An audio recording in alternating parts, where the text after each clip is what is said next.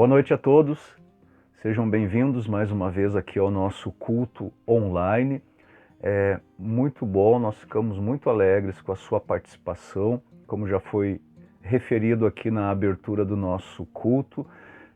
Todos vocês são muito bem-vindos, muito queridos nossos, nós nos alegramos com a sua participação conosco. Então, a todos os irmãos aqui da Congregação Bíblica Bereia, aos demais irmãos e a todos os amigos que estão conosco, participando desse culto, o nosso muito obrigado, e também as nossas orações para que Deus use esse momento de culto na vida de todos nós. O culto é oferecido a Deus, ao único Deus vivo e verdadeiro, mas nós fomos abençoados com a realização desse culto, porque ao cultuarmos a Deus, nós queremos reconhecer o seu grande poder, a sua soberania, o seu controle sobre todas as coisas, a sua bondade, a sua fidelidade, a sua providência favorável na vida dos seus filhos e do seu povo. E assim, ao relembrarmos de todas essas verdades em adoração ao Senhor, as nossas almas também ficam confortadas e a esperança se renova dentro do nosso coração, e assim nós podemos prosseguir em frente, caminhando por este mundo tão cheio de dificuldades, de tribulações, de injustiças, de corrupção, mas nós podemos prosseguir, avançar, nós estamos caminhando em direção à nossa pátria celestial, nós que conhecemos o Senhor Jesus Cristo, que o temos recebido nos nossos corações, sabemos que a nossa estada aqui é apenas passageira e que em breve nós vamos nos encontrar com o nosso Senhor e Ele vai nos levar para casa, de volta ao nosso lar. Então, ao cultuarmos a Deus, nós nos sujeitamos à sua grandeza e à sua santidade e ao seu poder, e ao mesmo tempo nos confortamos por ver reafirmada essas verdades da grandiosidade do nosso Deus. Então, muito bem-vindo, que essa noite também seja muito proveitosa na sua vida, na vida da sua família e aí no seu lar. E antes que nós comecemos aqui a exposição da palavra, eu gostaria de orar mais uma vez com todos vocês. Então eu peço que você curve a sua cabeça aí onde você está, feche os seus olhos e vamos orar ao Senhor Deus. Pai Celestial, nós te agradecemos por podermos estar aqui prestando esse culto ao Senhor. Sabemos que o Senhor se agrada quando os teus filhos, em humildade, em plena convicção da sua dependência do Senhor, se aproximam do teu trono de graça por intermédio do Senhor Jesus Cristo e rendem-lhe louvor, adoração. E nós estamos aqui, Senhor, para fazer isso. Queremos fazer em espírito e em verdade. Queremos nos alegrar com a tua salvação. Queremos trazer à nossa memória aquilo que pode nos dar esperança. E te agradecemos porque, mesmo em circunstâncias tão diferentes, onde temos que realizar o nosso culto ao Senhor, o Senhor tem dado graça e tem nos abençoado de todas as formas e nos dado as condições de fazer esse culto. Então aceita, Senhor, o nosso louvor, a nossa adoração, aceita esse culto que oferecemos a Ti, reconhecendo que somente o Senhor é digno, e pedimos, Senhor, que na sua bondade, na sua graça, na sua misericórdia, o Senhor nos conceda nesta noite entendimento também da Tua palavra, para compreendermos aquilo que o Senhor quer falar conosco nessa noite. Abençoa-nos, Senhor. Eu peço que me abençoe na exposição da Tua palavra. Eu sou um servo fraco, um servo cheio de defeitos, cheio de necessidades, e eu não posso fazer nada se o Senhor não o fizer através de mim. Eu peço então o teu poder, tua graça, tua compaixão, e te agradeço pela oportunidade de poder servir ao Senhor e aos irmãos nessa noite. E abençoe também a todos que estão aqui participando do culto, que todos possam de alguma forma perceber a tua presença, a tua graça, o teu conforto, o teu poder nas suas vidas e nas suas experiências. Eu peço todas essas coisas em nome e nos méritos do nosso Senhor Jesus Cristo. Amém. Muito bem, na exposição de hoje à noite nós vamos chegar ao final dos primeiros 11 versículos aqui de Isaías 40. Já há algumas semanas nós estamos trabalhando com este capítulo 40 do livro de Isaías, e hoje nós vamos considerar os versículos 9, 10 e 11 aqui de Isaías 40. Você já pode abrindo a sua Bíblia ou o seu aplicativo aqui nesta passagem. Então esses versículos serão objeto da nossa análise nessa noite, mas nós vamos ler então todos os primeiros 11 versículos para termos na nossa mente então todo o conteúdo desta passagem. Então, Isaías 40, eu vou começar no versículo 1 e vou fazer a leitura até o versículo 11, mas hoje à noite nós vamos estar olhando especificamente para os versículos 9, 10 e 11. Isaías 40, versículo 1. Consolem, consolem o meu povo, diz o Deus de vocês. Encorajem a Jerusalém e anunciem que ela já cumpriu o trabalho que lhe foi imposto, pagou por sua iniquidade e recebeu da mão do Senhor em dobro por todos os seus pecados. Uma voz clama, no deserto preparem o caminho para o Senhor. Façam no deserto um caminho reto para o nosso Deus. Todos os vales serão levantados. Todos os montes e colinas serão aplanados, os terrenos acidentados se tornarão planos, as escarpas serão niveladas. A glória do Senhor será revelada e juntos todos a verão, pois é o Senhor quem fala. Uma voz ordena, clame, e eu pergunto, o que clamarei? Que toda a humanidade é como a relva e toda a sua glória como as flores do campo. A relva murcha e cai a sua flor quando o vento do Senhor sopra sobre eles. O povo não passa de relva. A relva murcha e as flores caem, mas a palavra de nosso Deus permanece para sempre. Você que traz boas novas a Sião, suba num alto monte. Você que traz boas novas a Jerusalém, erga sua voz com fortes gritos, erga, não tenha medo. Diga às cidades de Judá, aqui está o seu Deus, o soberano, o Senhor vem com poder, com seu braço forte ele governa. A sua recompensa com ele está, e o seu galardão o acompanha.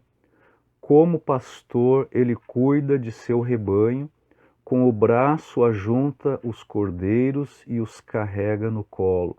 Conduz com cuidado as ovelhas que amamentam suas crias. Esses primeiros 11 versículos aqui de Isaías 40, eles são uma introdução às grandes verdades que o profeta haverá de considerar no restante da sua profecia. Nós já percebemos que a mensagem que prevalece aqui neste capítulo é uma mensagem de conforto. Consolai, consolai o meu povo, diz o vosso Deus. Esta é a ordem que Isaías recebe no início deste capítulo. Esta é a ordem que estabelece o tom deste capítulo, aquilo que nós encontraremos no restante da profecia para o povo de Israel. Este conforto é um conforto imediato para aqueles que seriam levados para o cativeiro lá na Babilônia por 70 anos e que depois desses 70 anos seriam libertos para retornar da Babilônia para a sua terra natal. Então, de uma forma imediata, este consolo é para eles. Mas, em última análise, é também um conforto para aqueles de todas as eras, de todas as tribos, línguas e nações da terra, aqueles que o Senhor redimiria, resgataria da terra para si, quando todo o vale seria aterrado, conforme o versículo 4, e todos os montes e outeiros seriam nivelados. Ele haveria de remover todos os obstáculos para a nossa salvação. E isso, meus queridos, aconteceria através da vinda do Filho unigênito de Deus a este mundo. Ele viria para morrer na cruz e para dar a sua vida em resgate por muitos. Em nossa última exposição, na semana passada, nós vimos que a glória do Senhor é revelada na vida daqueles que estão murchando como a erva e cujas realizações estão caindo como a flor. A glória do Senhor é revelada quando nós desistimos e abandonamos a nossa confiança vã no homem, nossa confiança inútil em nós mesmos, e então nós nos apegamos à palavra permanente de Deus. Palavra esta que não muda, que não falha, que nunca nos decepciona. Esta será a nossa gloriosa constatação quando nós estivermos em pé perante Ele naquele último e grande dia. Apesar de que este consolo aqui seja direcionado imediatamente para Jerusalém, para aqueles que iriam para o cativeiro, para o povo da antiga aliança, ele não é um consolo exclusivo para eles. Este é um consolo da parte do Pai Celestial que nos alcança em nossos próprios dias. Nós que somos o povo da nova aliança, nós crentes que formamos o corpo de Cristo na terra, a igreja dele. Então, a igreja precisa receber esta mensagem, tal como Isaías a recebeu, e ela precisa apreciar esta mensagem. A glória do Senhor hoje é revelada quando a igreja inicialmente crê, recebe, obedece ao Evangelho e a partir disso proclama este Evangelho com fidelidade, quando ela adora em verdade e em espírito, e quando ela é ousada em seu testemunho pelo mundo afora. Aqui está o papel central da igreja neste mundo. Nós nos relembramos de que não é uma coisa insignificante fazer parte do reino de Deus neste mundo. E eu afirmo a vocês, de fato, não há nada mais importante na terra. Fazer parte do reino de Deus é mais importante do que qualquer emprego que se possa ter, mais importante do que qualquer escola que se possa frequentar, mais importante que o lugar onde você mora, é mais importante que a sua família. Fazer parte do reino de Deus sobre a terra é algo incomparável, é algo inigualável e é algo insondável.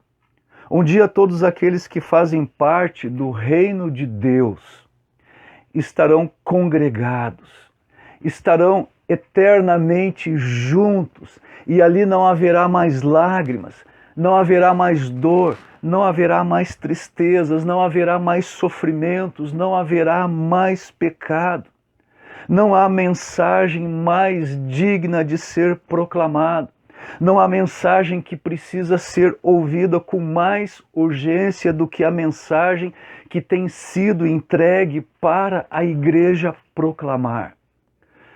Nós somos portadores de boas novas, e notem que é isso que Jerusalém, aqui no contexto da profecia, foi convocada a ser em seus dias, e é isso que a igreja deve ser também em nossos dias. Esta é a mensagem que Deus deu a Isaías, e este foi o clamor de Isaías para Jerusalém. Sião deveria proclamar para as cidades de Judá. Agora notem o seguinte: esta é a mesma mensagem que nós devemos proclamar para o mundo. Nós somos convocados para portar as boas novas de salvação, a salvação do pecado e do juízo, através da morte e ressurreição de Cristo. Nós somos convocados a pregar o Evangelho a toda a criatura, a ir pelo mundo inteiro e fazer discípulos de todas as nações, batizando-os em nome do Pai, do Filho e do Espírito Santo, ensinando-os a guardar tudo aquilo que Cristo nos ordenou. Esta é a grande comissão. Este é o chamado mais importante da igreja: fazer conhecido ao mundo a condenação que o pecado merece, e também fazer conhecido ao mundo a bendita esperança de perdão e de vida eterna que nós encontramos em Cristo. Agora, existem 3 perguntas em particular que nós queremos responder em relação a este assunto. Em primeiro lugar, de que maneira nós devemos levar esta mensagem para o mundo? Primeiramente, nós devemos fazer isso de uma forma ousada e nunca devemos nos envergonhar. Veja novamente aí o versículo 9. Você que traz boas novas a Sião, suba num alto monte. Você que traz boas novas a Jerusalém, erga sua voz com fortes gritos. Erga-a, não tenha medo. Diga às cidades de Judá: aqui está o seu Deus. As boas novas da salvação não são uma mensagem que nós devemos sussurrar baixinho. Não é uma mensagem para fazermos uma referência casual, de vez em quando. Notem que a linguagem aqui nesta passagem é uma linguagem enfática, ousada, e nos revela a disposição que deve estar em nossas mentes, em nossos corações. Nos mostra aí a abordagem que devemos usar em nossa proclamação como pregadores, como arautos da verdade de Deus no mundo onde existe tantas concorrências de filosofias religiosas diferentes, no mundo onde há muitas mensagens confusas e heréticas em relação ao que seja a fé cristã. Devemos então lutar, devemos pelejar para alcançarmos aí o terreno mais elevado, e de lá, de cima daquele monte, nós devemos proclamar as verdades, as altas afirmações do Evangelho, com a expectativa, com o desejo, com a esperança, com a ênfase de derrubar totalmente e de desarmar todas as oposições. Devemos trazer os corações e as mentes destas pessoas sujeitas a Cristo e ao seu reino. Agora, meus queridos, com isso eu não estou querendo dizer que a igreja deve ser irritante, agressiva, hostil na atitude que ela demonstra para com o mundo, ou no lidar com os homens. Eu não estou dizendo nada disso. Nós devemos ser bondosos, nós devemos mostrar graça, devemos amar o nosso próximo, devemos fazer bem àqueles que são nossos inimigos. Acontece frequentemente que nós ofendemos as pessoas não pela mensagem, mas pela forma como nós entregamos a mensagem. Nós nunca devemos usar brutalidade, nunca devemos depositar a nossa confiança no homem ou nas agências humanas para realizar isso por nós. Ao contrário, nós devemos ser astutos como serpentes e simples como as pombas, descansando nesta promessa de que o próprio Evangelho é o poder de Deus para a salvação de todo aquele que crê, como o apóstolo Paulo nos ensina lá no capítulo 1 de Romanos. Que as armas da nossa milícia não são carnais, mas são poderosas em Deus para destruir fortalezas, conforme o apóstolo Paulo nos diz lá em 2 Coríntios capítulo 10, versículo 5. Nós devemos viver crendo que através de nossas orações incessantes, que através da proclamação fiel da verdade, nós estamos anulando sofismas e toda a altivez que se levante contra o conhecimento de Deus, levando cativo todo o pensamento à obediência de Cristo.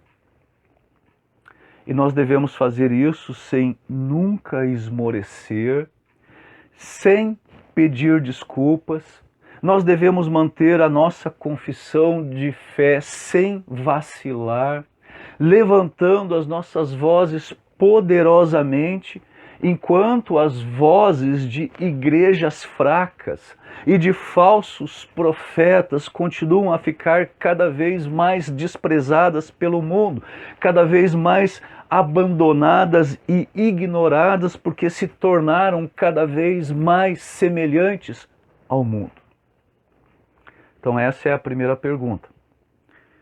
Em segundo lugar, para responder a esta pergunta de como nós devemos proclamar essa mensagem, eu digo que nós devemos fazer isso com uma certeza muito profunda e com exclusividade. Veja aí novamente o versículo 9. Então ele diz aí, suba num alto monte. Ele diz aí, erga a sua voz com fortes gritos. E ele diz aí, aqui está o seu Deus. Notem que não existe aqui margem para uma incerteza, uma insegurança quando nós levamos a mensagem do Evangelho para aqueles que estão ao nosso redor.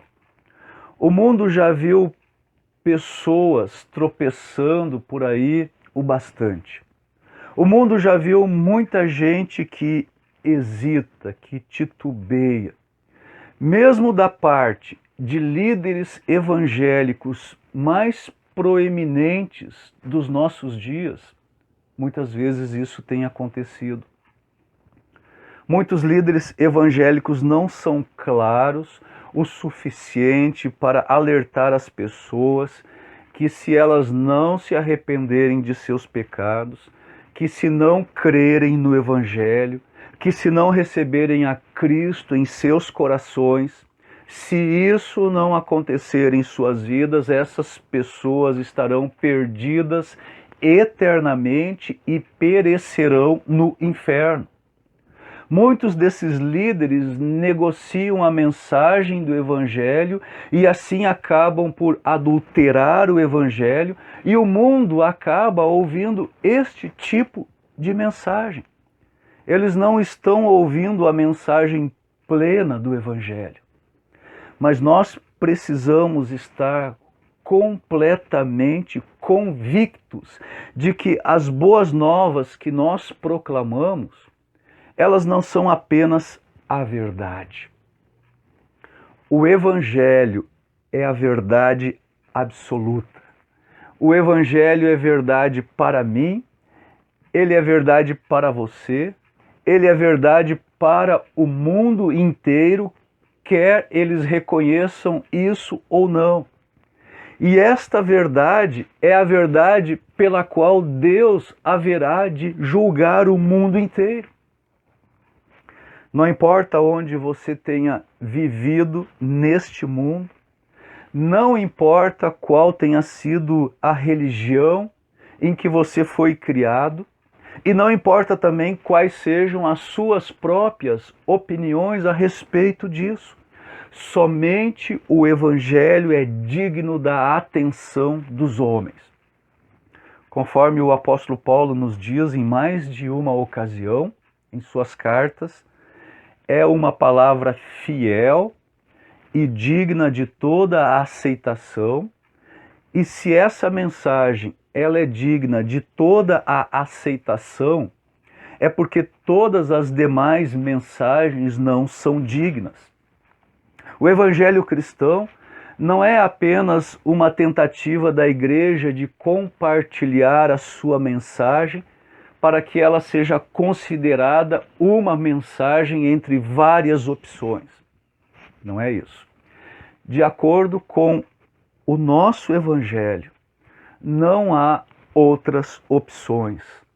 Nós não recebemos a instrução de subirmos aí a um alto monte e levantarmos as nossas vozes com força, sem temor, para dizer: veja aqui, esta salvação que eu estou apresentando a você através do Evangelho pode ser uma sugestão interessante para você. Nós precisamos proclamar para os pecadores em todos os lugares: eis, aí está o vosso Deus. E temos que fazer isso sem nenhuma tolerância com qualquer outra mensagem concorrente. A liberdade religiosa é um direito constitucional e nós temos gratidão por isso no nosso coração, mas não é uma liberdade que a Bíblia nos dá. Não é um direito bíblico para todo ser humano. E nós temos que sempre nos lembrar do primeiro grande mandamento. E ali nós lemos: eu sou o Senhor, teu Deus. Eu sou Yahuel. Eu sou o Deus autoexistente e eterno. Não tolerarás outros deuses diante de mim. Então, tudo isso para respondermos aí essa primeira pergunta. Então, a nossa próxima consideração, a segunda pergunta: o que deve ser o conteúdo específico desta mensagem que nós estamos proclamando? E isso se torna evidente no final aí do versículo 9. Vamos ler todo o versículo, mas preste atenção no final do versículo. Você que traz boas novas a Sião, suba num alto monte. Você que traz boas novas a Jerusalém, erga sua voz com fortes gritos, erga, não tenha medo. Agora observe, diga às cidades de Judá, aqui está o seu Deus. A mensagem se torna evidente no final desse versículo. Aqui está o seu Deus. Qual deve ser o conteúdo da mensagem? O conteúdo da nossa mensagem deve ser o próprio Deus. E o que nós vamos dizer a respeito desse Deus? Que Ele está aí. E Ele está aí, santo, eterno, triuno, soberano, justo. Deus tem se revelado a nós através da sua criação, e é isso que os teólogos chamam de revelação geral, mas Deus também tem se revelado a nós através da sua palavra, e Ele tem trabalhado de tal forma que, embora nós tenhamos pecado, nós tenhamos transgredido, quebrado a sua lei, embora isso seja a nossa realidade espiritual, o nosso estado espiritual, Deus tem trabalhado de tal forma que, ainda que as coisas sejam assim, nós podemos novamente conhecê-lo, nós podemos novamente ter paz com Deus. Venha comigo para Romanos, no capítulo 5.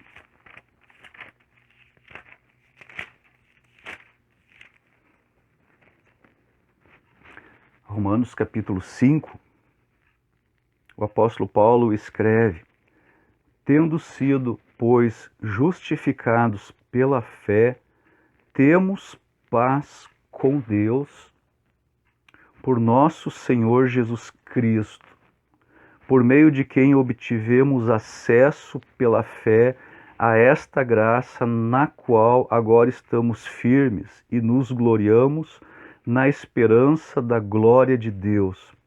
Não só isso, mas também nos gloriamos nas tribulações, porque sabemos que a tribulação produz perseverança. A perseverança, um caráter aprovado, e o caráter aprovado, esperança.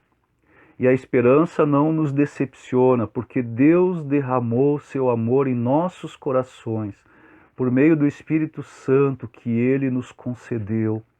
De fato, no devido tempo, quando ainda éramos fracos, Cristo morreu pelos ímpios.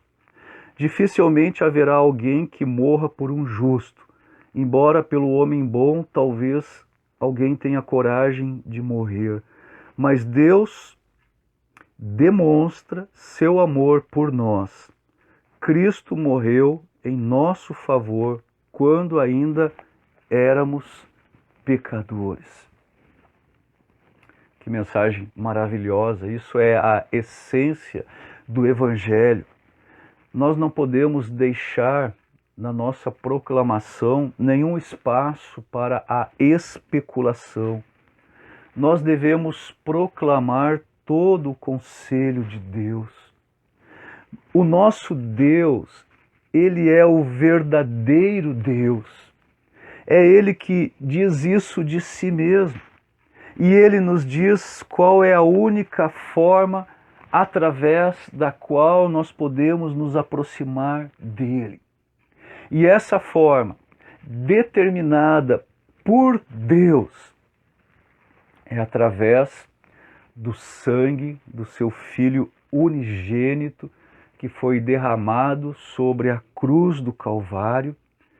E então, através desse sangue, em arrependimento para com Ele, com fé em Jesus Cristo e fé somente nele para nos redimir e salvar de nossos pecados. E quando nós mesmos nos aproximamos assim de Deus, desta forma, e quando nós somos fiéis, como portadores, como arautos, como proclamadores das boas novas, nós podemos ter a certeza de que tudo estará bem conosco quando a nossa boa obra neste mundo tiver chegado ao fim. Então, o conteúdo da nossa mensagem deve ser esse: aqui está o seu Deus. E devemos então explicar o que tudo isso significa.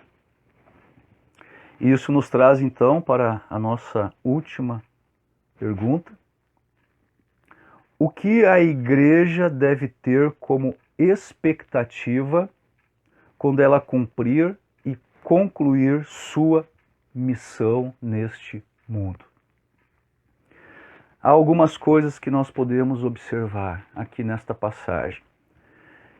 Em primeiro lugar, nós podemos esperar o Senhor mesmo, pois Ele retornará governando com braço poderoso e recompensando todos aqueles que são seus. Versículo 10, agora. O soberano, o Senhor, vem com poder. Com seu braço forte ele governa.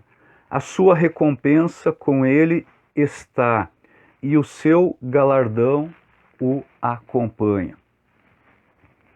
É claro que, no sentido mais amplo, a recompensa que o Senhor trará tem implicações tanto para os ímpios quanto para os justos. Vejam, por exemplo, Romanos, vamos voltar lá para Romanos, capítulo 2. Romanos, capítulo 2, versículos 6 a 10. Deus retribuirá a cada um conforme o seu procedimento. Ele dará vida eterna aos que, persistindo em fazer o bem, buscam glória, honra e imortalidade. Mas haverá ira e indignação para os que são egoístas, que rejeitam a verdade e seguem a justiça. Haverá tribulação e angústia para todo ser humano que pratica o mal. Primeiro para o judeu, depois para o grego.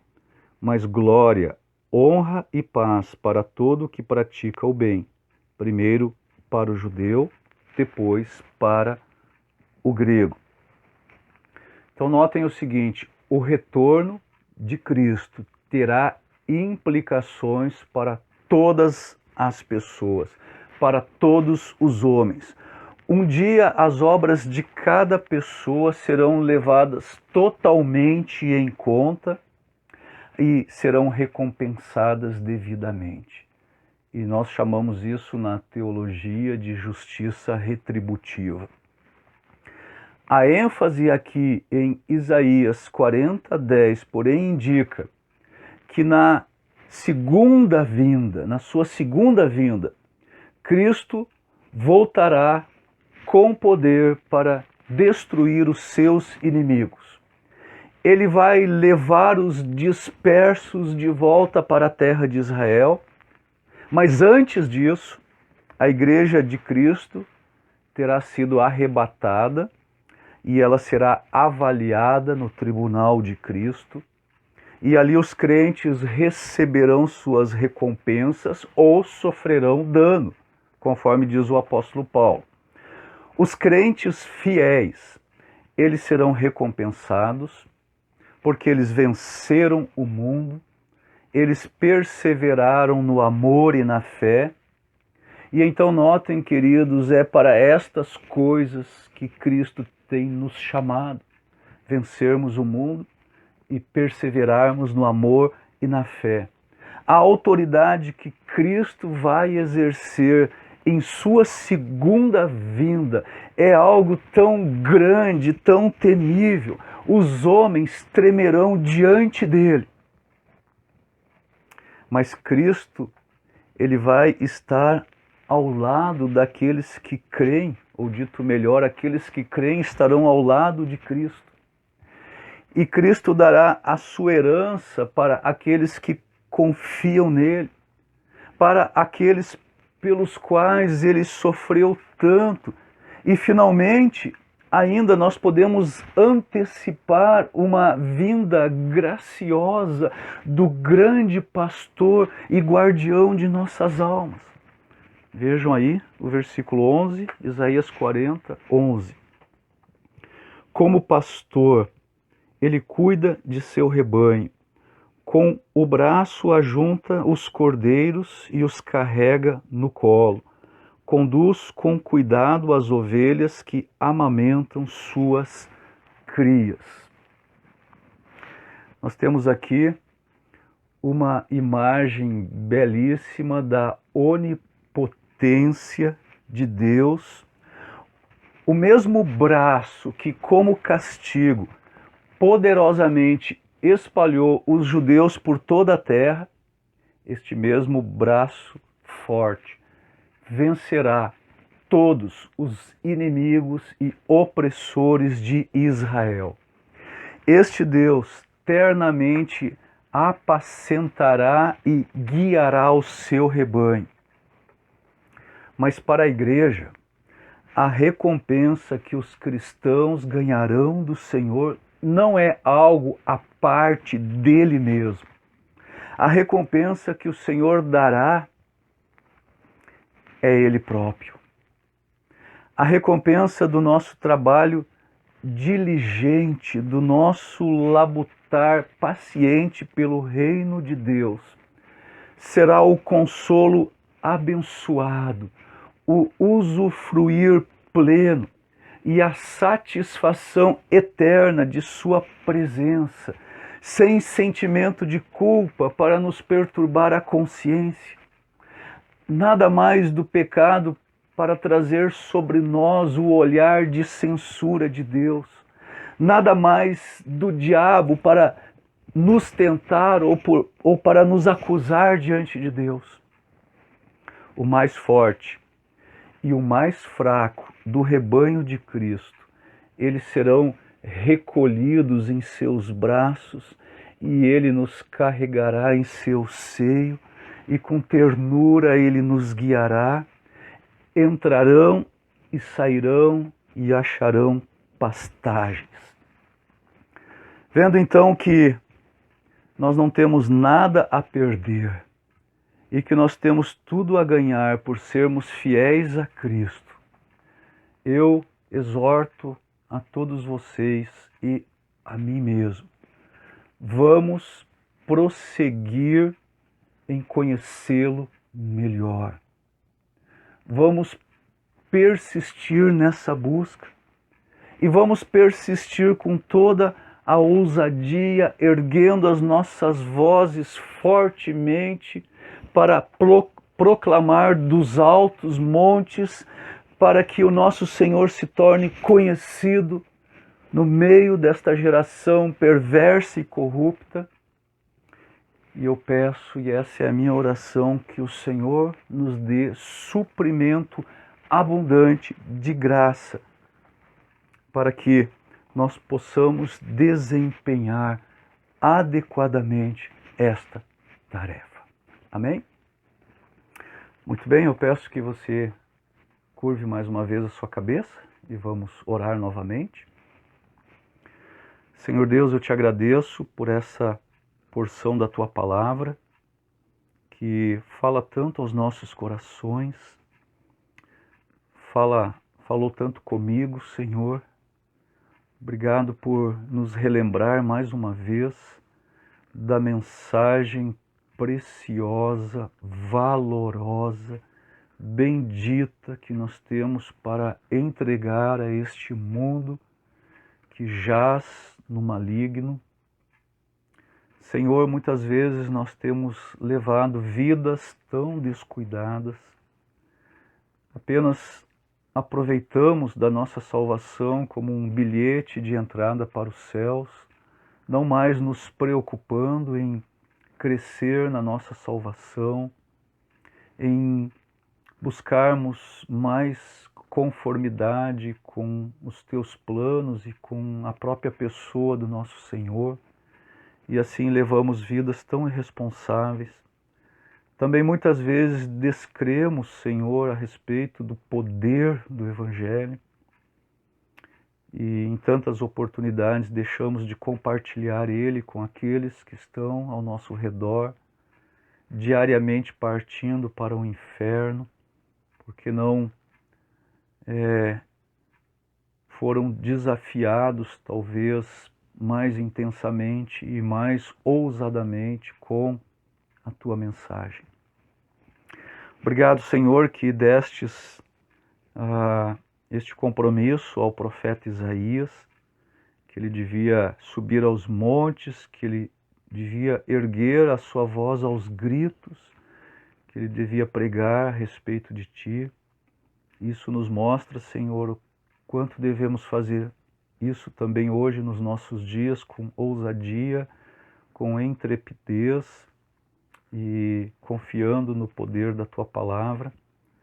Mas nós somos servos tão frágeis, Senhor, reconhecemos as nossas fraquezas e o quanto nós dependemos do Senhor. Eu peço a tua misericórdia, a tua compaixão, peço o teu perdão, Senhor, por falharmos tanto e tão frequentemente neste assunto. Peço a tua bênção sobre a minha vida, sobre a vida dos meus irmãos, de todos aqueles que estão nos ouvindo. E peço, Senhor, por aqueles que não o conhecem, que o Senhor derrame a sua graça salvadora nos seus corações, abrindo-lhes o entendimento, concedendo-lhes fé e arrependimento, para que possam crer no Senhor Jesus para a salvação da sua alma. Obrigado, Senhor, por essa noite. Nos abençoa no restante deste dia e em toda esta semana. Nos faz ver o teu poder, a tua graça e a tua glória. É isso que nós pedimos, em nome e nos méritos de Jesus Cristo. Amém. Muito obrigado por sua participação. Uma boa noite a todos vocês. Que Deus nos abençoe no restante dessa semana e que possamos andar bem perto do Senhor, com esta consciência de que o Senhor vai voltar e talvez Ele já esteja chegando. Uma abençoada semana a todos.